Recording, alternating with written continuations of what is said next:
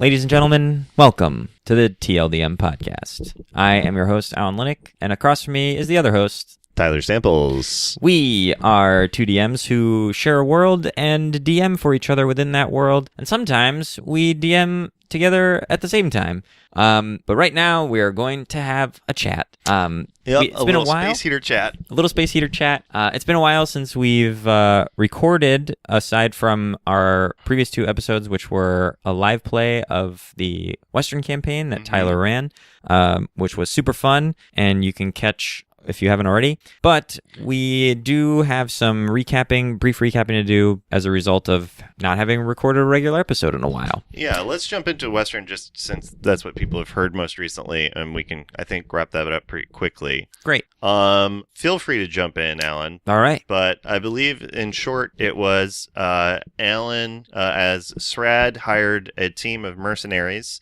and the group headed back to Flern, infiltrated through a lesser-known means of getting in through the siege-ready Flern. All the walls guarded and all the gates down. They managed to use brute strength and cunning to lift up a portcullis long enough to slip underneath, get inside, make their way to the underdepths of Flern, Castle Flern, destroyed the aboleth, and then made their way into the Castle Flern itself. And after much fighting in Ballyhoo, brought down Lord Mayor Stevis the 16th, presumptive false heir of Castle Flern. Yeah, we fucked that guy up, and it felt really good. Yeah, with and the part of it that I found interesting, that I'll just the one thing I'll say, we had like a bunch of like werewolf characters, like minions that they were fighting and stuff. There was like 8, and then it was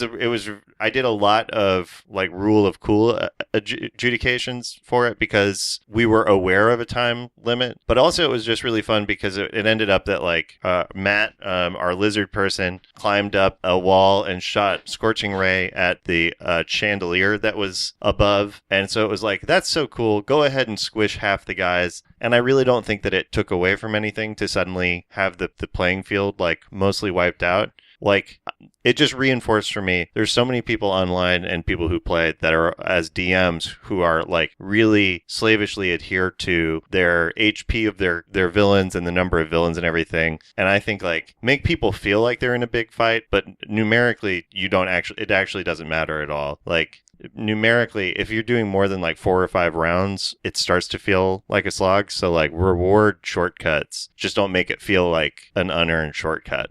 Like, make it still feel threatening, and it doesn't actually matter if it's very surmountable, because like, you went down a few times, or you went down once but like didn't die.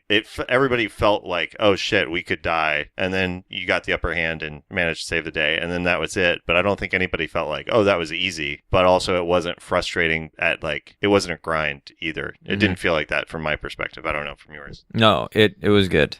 Yeah, and that's it. And now Srad is the semi-democratic Lord of Flern. I was impressed with your solution to your governance situation. Oh, yeah. Well, I think after Srad had been kind of incarcerated and mind-controlled, he sort of became hyper-aware of like ending the tyranny in Flern and replacing it with like an equal system, even if he hoped to be more of like a benevolent style ruler. So I think it became important for him to like make it clear that they were free. Like, right. Your nightmare is over. There's no like, you don't owe anybody anything, but if you're willing to give this a chance, I have like the pedigree to back it up, and we can just make this a thing. And they accepted him, which felt so much better than just like well, we won, dust off my hands, sit on the throne, here we go. Like, it felt nice to like give the NPCs a chance, and to have you like decide that was a cool thing that they would be into felt really good. So thank you. Also, I assumed that the way that it would work out, because what you said was every year you'll come to them and let them decide if they keep you as the Lord, which I was afterwards was like, that's going to cause like some weird troubles the year they decide not to. So I think what it is like that, but I feel like what would end up happening is that would be the year for like them like a to bring parliamentary sort of dealy. or like that would be the day in which they bring their biggest like almost hold court against you, and then like find judgments against you that you have to be bound by in order to like clear the palate or something, like Magna Carta style. Yeah, like exactly. Which is very fun. Yeah, I mean, I'm looking forward to it.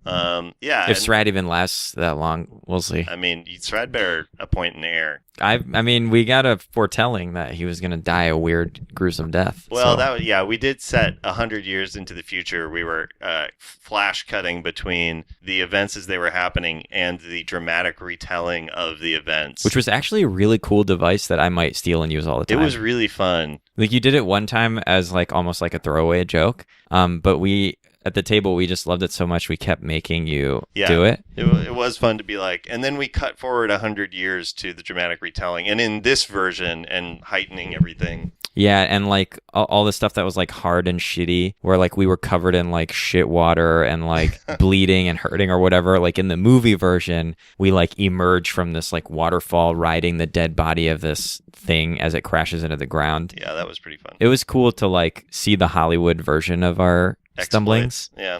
So that's essentially that, and now we're gonna go into some more volleyball now that Flern is a sort of nation state, a city state fielding its own volleyball team, and I'm going to use that. I have a sort of loose, stupid justification system to use that to prompt getting to the next set of Castle and the one after that.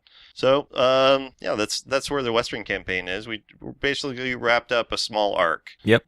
Satisfactorily. That's it. Alan, tell us about this Eastern campaign. So, the Eastern campaign, I took the opportunity after the rise of Activia as the new lady of House Danon to do a sort of soft reset into what I am calling Season 2 of the adventure, where the party has decided to circle back and double down on a completely unpursued plot thread from like basically day one of this campaign, which is this far away other continents demonic invasion. And as a means of pursuing a way to stop that invasion, or correct it at least, the party has decided in the beginnings of our sort of like new season, which we did with a kind of world building session where we described what people got up to over the course of like a couple of weeks. So we basically just did like a chronological fast forward, which is a super fun way to let players decide and announce new personal arcs, if there are any, to make clear their points of interest, that sort of thing.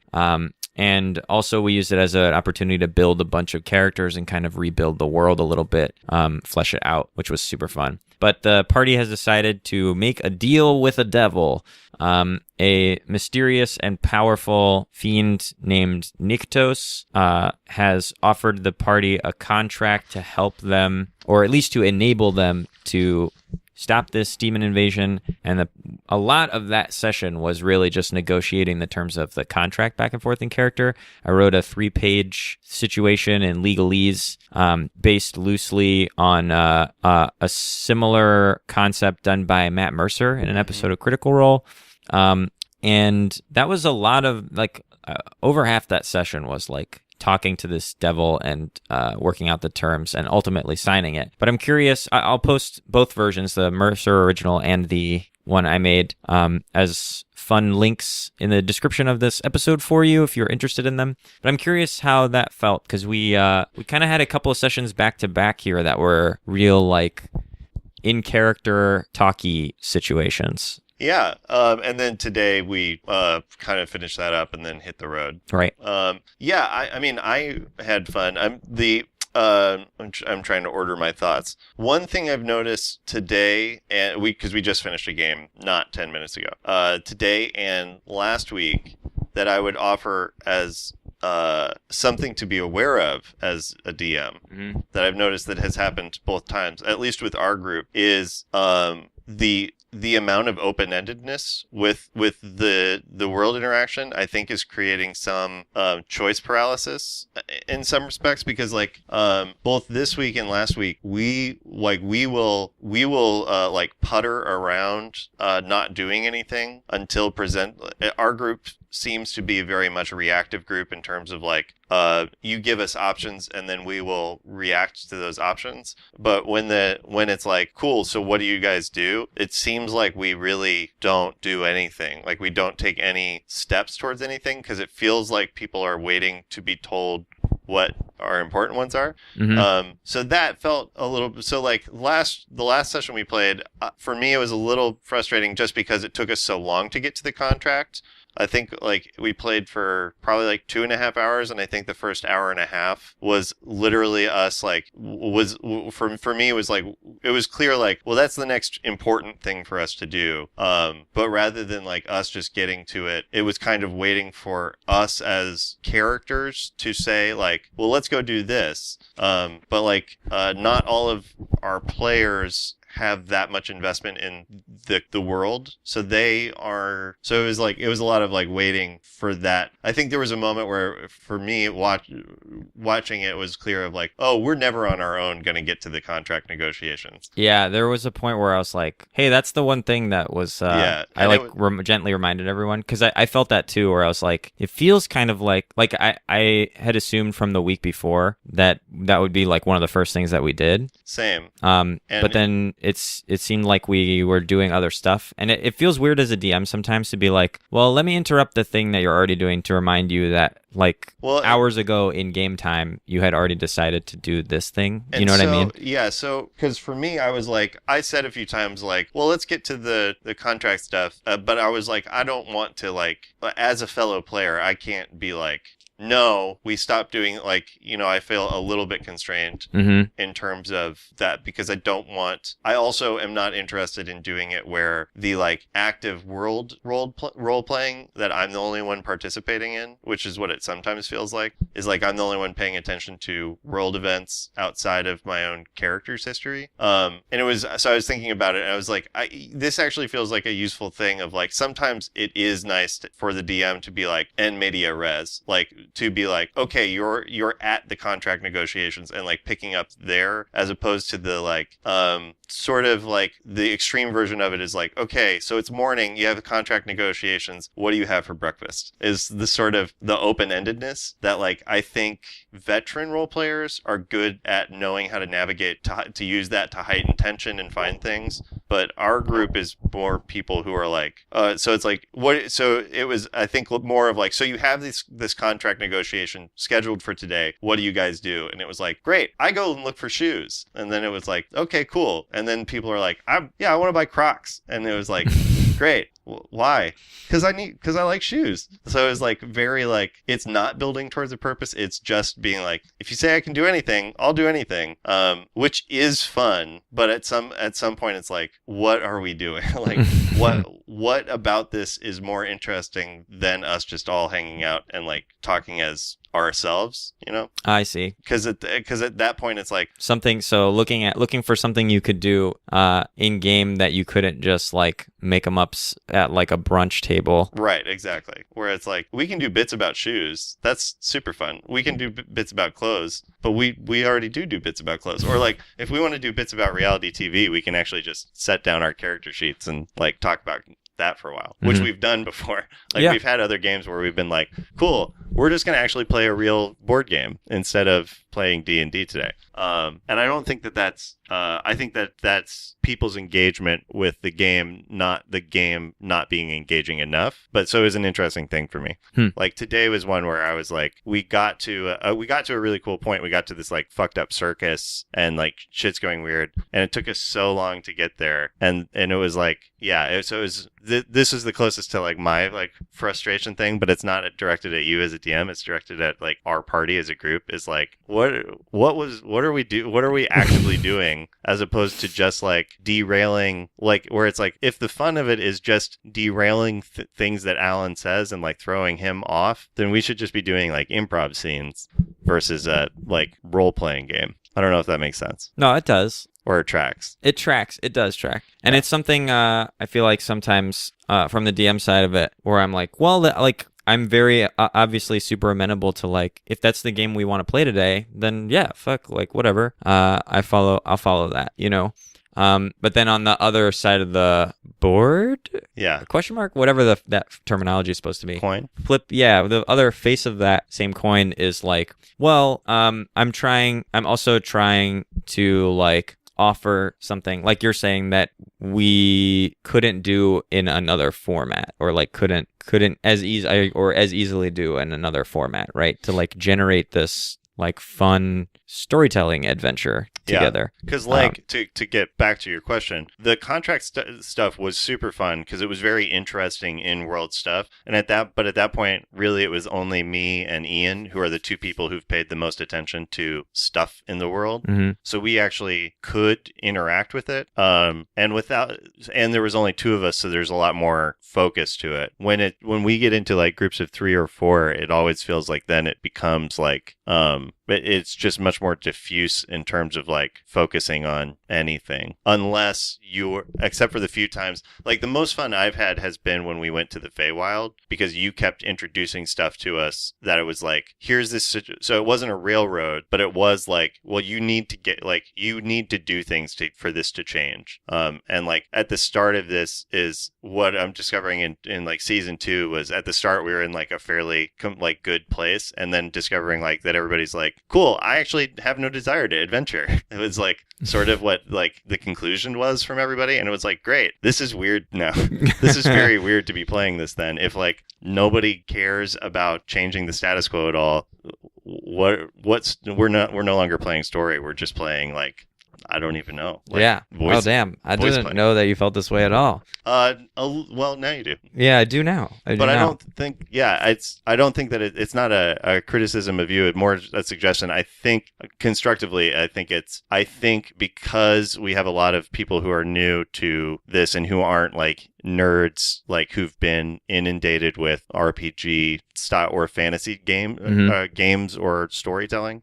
I think like I would say like it's best with new people not to worry about railroading and instead let them push back against railroading rather than like trying to be like I think some railroading is like really comforting because it like lets everybody know what we all find important as characters, like what character wise people think is important, which I think is like useful. Yeah. Which I think like, for example, the circus that we got to is fun. And like that will be fun because we're all dealing with something. But like literally nobody had any motivations to get to the circus at all other than like we passed a circus and it was like, well, do you want to stop? Yeah, because it's the first like thing of interest that any of us has like encountered in the last hour because we keep avoiding anything interesting, if that makes sense. It does. Yeah. Yeah. And I'm hoping to use, full disclosure, I'm hoping to use some of the time constraints built into, or at least to use the element of time to, again, railroading isn't the right word, but to narrow the path, so to speak. Yeah.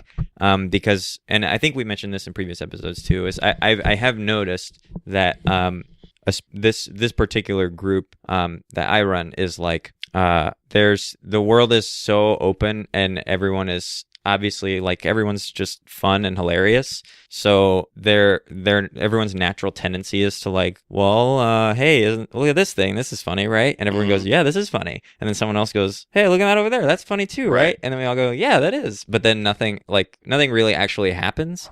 And everyone has a good time. But then when the session's over, we're all like, well, tracking progress on just general anything. Nothing's really happened. Yeah. But I'm trying to use time as a tool to sort of narrow that. So like, I gave a time frame for like when Activia's plan, she's got this like elaborate parent trap plan to reunite these two countries that are kind of at odds with each other. And I was like, great. In about 2 weeks, that's all of the like tricks you deployed are going to come to fruition. Mm-hmm. So, and in 6 days from the day you sign the contract, you get your prisoner back to do with as you wish, right? So like, if it takes 5 days to get where you're trying to go and back, there'll be stuff waiting for you or perhaps passing you by if we don't like move along, right? So hoping to like somehow impress on the group that we're on a timeline now. Yeah. But I don't know if that's been made clear yet, but I have some ideas for like at least demonstrating that there are consequences to not respecting that timeline. I guess in terms of the prisoner being brought to us, I assumed they would be brought to wherever we were. If they're being brought back to Dannon Manor, that is not something that was clear to me at all. Yeah. Yeah. So probably true for other people. Probably. In terms of the other one, yeah. But yeah, like it's interesting, like you said, of the like pointing out like, oh, look at that funny thing and that, because I'm certainly culpable of that, but I never feel comfortable being interested in anything because I never feel like anybody will follow. Interesting. Like I've never felt like anybody has any interest in anything my character has set up or has as backstory or like at all. So like I feel like even with anything, I feel like I'll point it out, but I'm like hesitant to be like impassioned about anything, because then I feel like it will just become like, well, cool, we'll sit, let Tyler's character do his thing, and then we'll go back to doing our own stuff, as opposed to like, oh, let's all jump on board this thing the way we were able to with like the Dannons, which I feel like was by large part by being like other people non-Dannon being like, let's go to the Dannons. Mm-hmm. Let us do that. And you specifically being like, this is important. You guys need to go. Like, this is a big opportunity for you guys, and stressing the importance of it. And without some of those cues, I feel like we are all just sort of like in a place where it's like every fun option exists, and it's like, and that's fun. As opposed to like again, like prompting a reaction.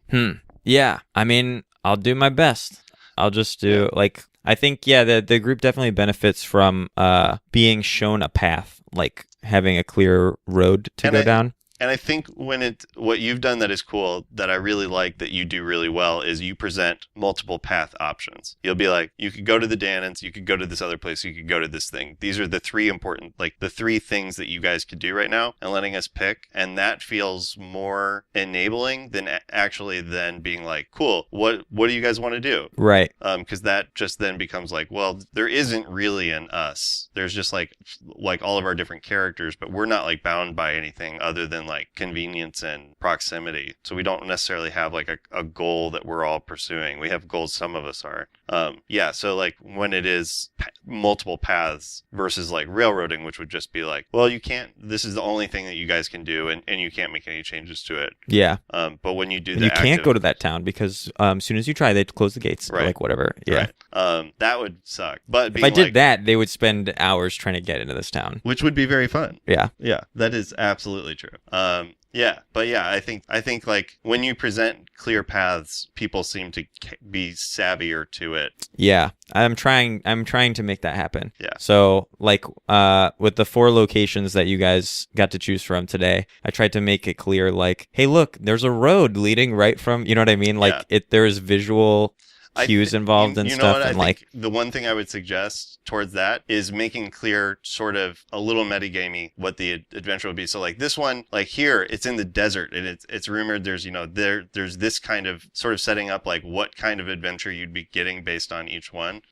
is helpful. That's like for other DMs, not necessarily specifically for you. I'm saying no. Now in retrospect, I wish I had done that, because I think sometimes I assume. I mean, and this is always the like DM's dilemma, where you're like, I'm gonna prep for this, and then like you're like, oh well, shit, like whoops, that was the one thing I didn't think of. Yeah. Where I was like, well, I'll prep for this, where they're like, hey, you guys live in a mansion and there's a library and like all this stuff, so like you can seek out like information as you please, rather than what you're saying, which I wish I had done, where I'd been like basically pitched plot lines, and then let the room kind of choose what they want to do. Be like, so this is going to be like, this one's out on an island, so probably it's going to be like a seafaring, like swashbuckling style thing to get there, or like maybe you need your sky pirates to like fly you out there, so maybe that's the sky pirate line. And then like this one's up on this lake, and there's like these like creepy bog monsters there, or like whatever, and like presenting, so like here's your 4 paths, and here's how they are tonally different. And then letting the group be like, well, this one sounds like the most fun, but in game having like whatever reasons they actually want, and then pursuing the adventure that way. Yeah. yeah, in retrospect, I wish I'd have done that. Yeah. Sure. Yeah. I mean, and what's funny is like I knew that because like I've played video games and stuff. It was like, oh, clearly this one's on an island. We're gonna have to take a ship to get here. That one would be like a fun ship one. We're going to the desert. That would be. But like those like narrative awarenesses don't feel like they're there in the group. It feels like in the group it's a little bit more of a like, cool. What do you want us to do about it? Sort of a thing of like you can go to 4 places and it's like, great. Which one do we go to? Is what it feels like the constant response to stuff is, like to you, like that we're bouncing it back to you. Yeah. Which is does get just like very tiresome. Where I'm like, let's be. Where I'm a little bit like, let's be heroes, or let's be fuck ups, or let's like be something, as opposed to like just sort of like talking about stuff. Like again, like let's play for me, like with an RPG is like it's fun to play in a story. Yeah, and I feel I like agree. we're not doing that. I feel like we are playing like characters next to a story. Right. Like it's like Deadpool style, where he knows he's in a comic book, so there's no like he doesn't really give a shit about consequences, and right. like, but he still does stuff. Yeah, right, like, and he still like cares about people and like remembers names and. So I mean, obviously there's things I can try to do on my end, but I'm wondering if there's like a way where, you know, so let's say you're sitting at the table and you find yourself in a situation where you're like, well, we've been presented with 4 options, and it seems like everyone's just waiting for someone to say or do something. If there's a way to like start a conversation in character that means something, you know what I mean? Like where you know, like where you look at the map and as Les, you say something like, where I'm from is mostly desert, so I'm most comfortable. Right. Like this one seems like the one that'll be a piece of cake or whatever. Like whatever the like in character prompt is to make that conversation happen inside the game instead of kind of outside of the game. Yeah. I wonder if there's a way. Well, I did try to today when I was like in character was like, we've got to get to Chithelin. We have to do that. And then everybody was like, no, why would we do that? Everybody shut it down, which is like completely fine. But I was like, cool. That's what I wanted. That was the one thing I wanted to do was like, I want to go fight this demon army and like save this demon country from being invaded by demon people. Like I want to get there. We've been talking about it for 8 months. Yeah. And so I was like, cool. If you guys don't want to do that, that's fine. I'm not going to be a pissy pants about it. So like, yeah, you're right. It makes just as much sense to not do that. So let's not. Oh man. Yeah, I didn't know that this bothered you. Oh, it's fine. Yeah, no, well, and like to be clear, they didn't say like, no, let's not do it. It was instead like, well, we have this we could just go around to these places around us and neutralize the demon and then kind of just let everything else take care of itself down the road, which was like, cool, okay, yeah, like that's fine.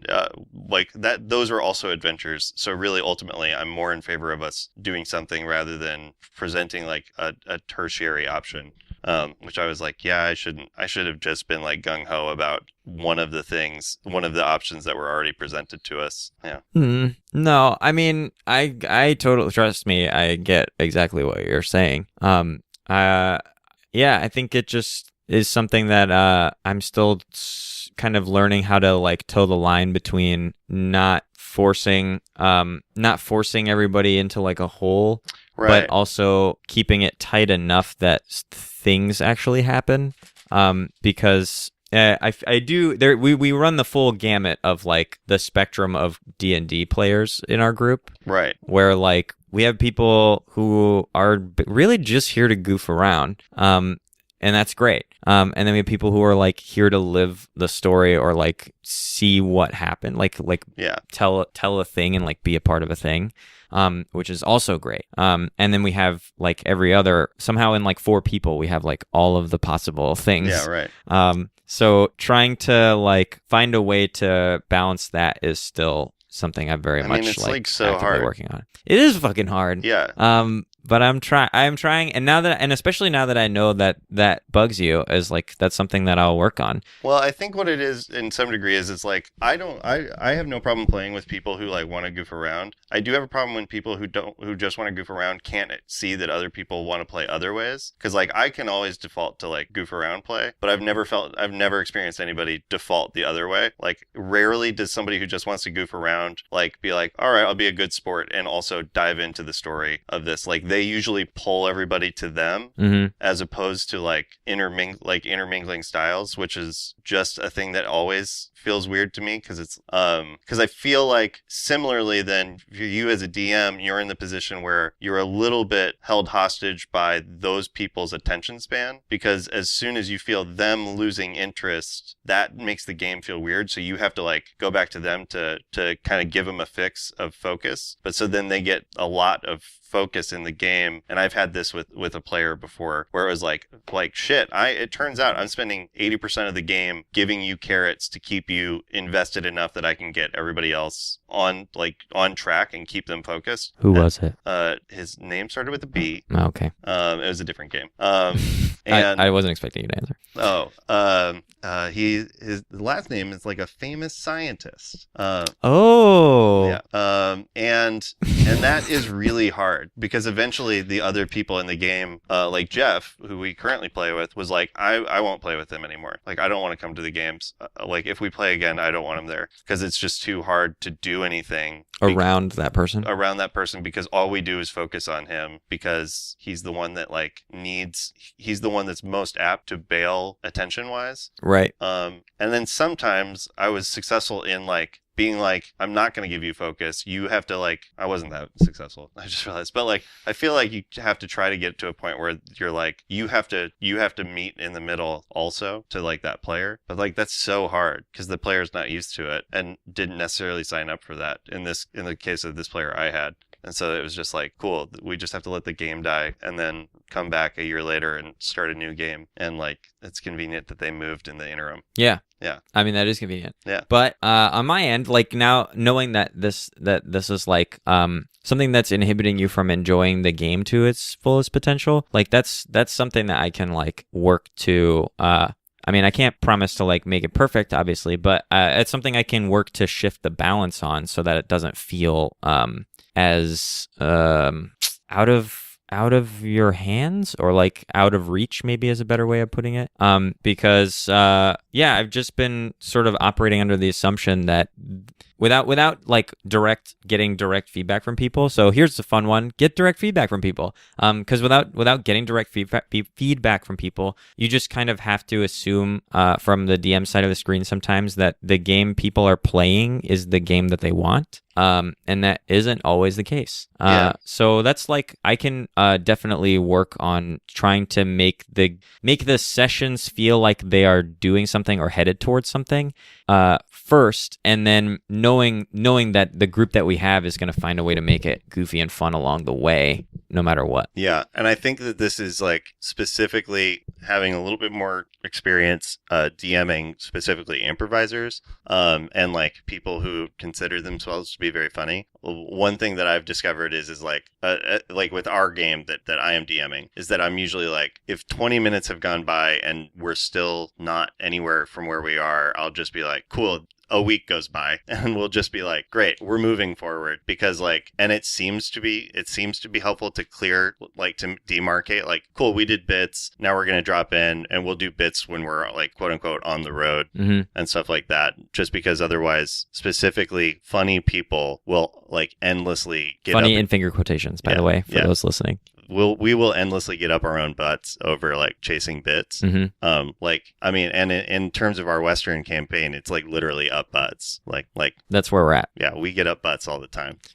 So yeah, I think that's just like a useful thing, is like, it's totally fine to like end on like edit scene on fun improv bit moments to like jump into story and then know that we will do the same shit, but it like is nice to get those parameters in. Yeah. If only because I know you have like a really like a full world full of interesting like repercussions and back and forth and stuff. And sometimes I'm like, let's let Alan participate in the story he's telling. Oh man, getting to build that circus felt so good. Yeah. But Was yeah, the circus improvised? I had it in my back pocket as Nice. an encounter to run into along the way. It's very cool. But yeah, so that's something to do. That's something actionable to do. So Tyler, what's our phrase of the day, my dude? Our phrase of the day is this: look around the table, y'all, and you know what? If everybody's having fun and you're not having fun, roll for initiative. Yeah, that's it. Yeah.